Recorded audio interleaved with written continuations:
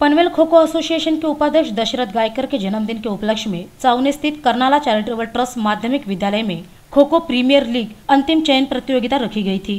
इस अवसर पर पंचायत समिति सदस्य चित्रा गायकर, कर्नाला स्पोर्ट्स एकेडमी के उपाध्यक्ष रविशेठ पाटिल, वरिष्ठ कार्यकर्ता अर्जुन गायकर, शशिकांत शेलके, दशरथ गायकर, कर्नाला टीवी के संपादक हरीश मोकल, राजू मुंबईकर, शिरीष कडू, प्रधानाध्यापक पद्माकर जिंगे आदि गणमान्य सहित अध्यापक खिलाड़ी बड़ी संख्या में उपस्थित थे। इस प्रतियोगिता का उद्घाटन चित्रा गायकर के हाथों किया गया। इस अवसर पर उपस्थित सभी गणमान्यों ने अपने विचार प्रस्तुत किए।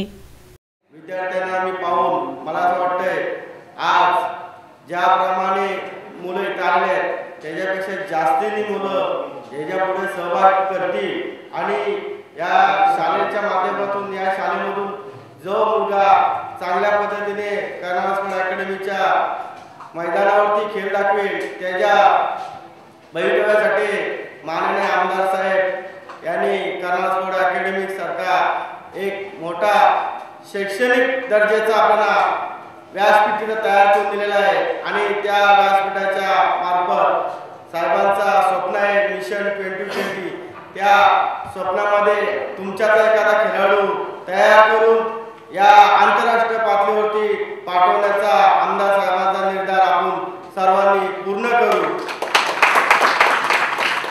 आज